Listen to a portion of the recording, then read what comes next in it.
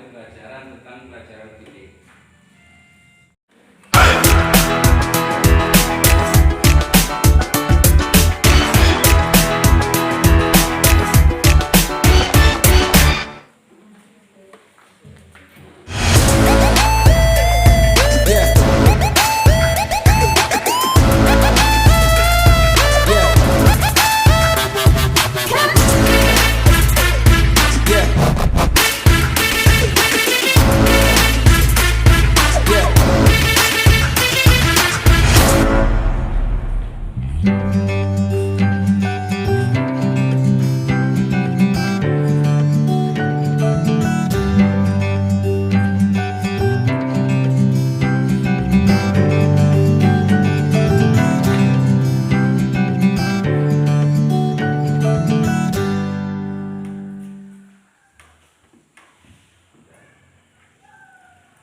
Sekalian, saya hormati, karena Bapak ini posisinya adalah melanjutkan pelajaran dari guru yang kemarin, dan guru yang kemarin sudah pindah tugas mengajar ke tempat lain. Dan ke depan, pelajaran yang lanjutan dari pembahasan Pak Guru yang diajarkan kemarin adalah pembahasan tentang najis. Najis menurut bahasa, kalau dalam istilah bahasa Arab namanya luwat. Najis menurut bahasa atau luwat atau etimologi adalah sesuatu yang menjijikkan. Yang dinamakan najis secara bahasa atau etimologi adalah sesuatu yang menjijikkan. Setiap sesuatu yang menjijikkan maka menurut bahasa dinamakan najis. Apapun itu, misalnya ingus, air liur.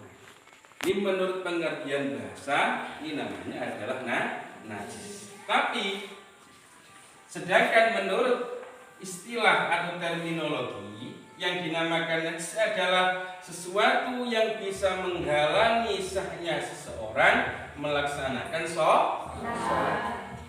Ini najis adalah sesuatu atau suatu perkara yang bisa menghalangi sahnya seseorang untuk melaksanakan ibadah sholat. Misalnya apa?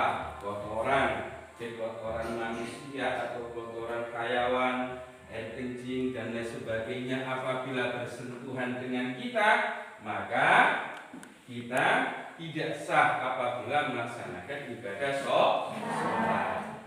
Dari definisi ini bisa diambil kesimpulan, menurut definisi istilah, tidak semua perkara yang menjijikkan ini dianggap najis. Tidak semua perkara yang menjijikkan ini dianggap najis. Yang dianggap najis adalah cuma sesuatu yang bisa menghalangi sahnya seseorang untuk melaksanakan ibadah sholat. Paham? Adapun najis ini terbagi menjadi 3. Yang pertama adalah najis mukhafafah atau najis yang ringan.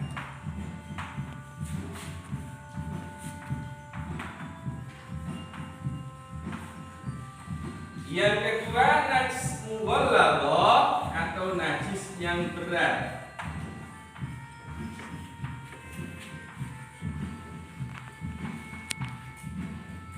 Yang terakhir najis mutawassithah atau najis yang sedang.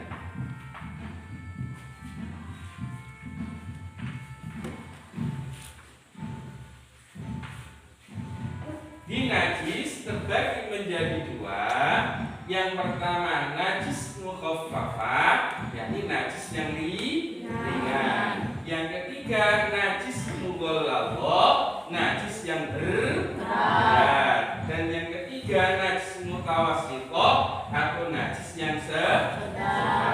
Adapun klarifikasinya najis mukhaffafah itu najis yang bagaimana?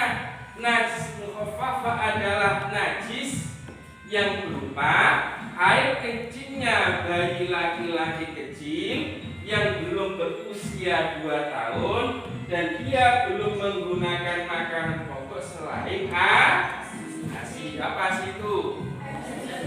Air susu ibu.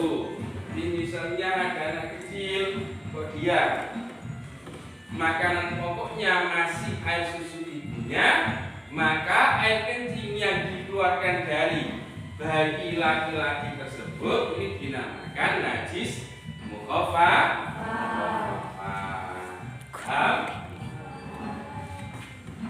Yang ketiga yang kedua najis mughalladhah, najis yang berat. Najis yang berat najisnya apa? Yakni najisnya anjing dan babi dan hewan yang lahir dari anjing dan babi.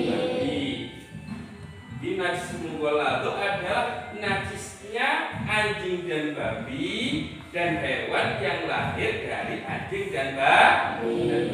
Apapun bentuknya, misalnya kok ada babi misalnya melahirkan ikan misalnya, maka tetap dihukumi najis mughalladhah. Cara mensucikannya dianggap berat karena cara mensucikannya harus 7 kali basuhan dan salah satunya dicampur dengan menggunakan debu yang suci.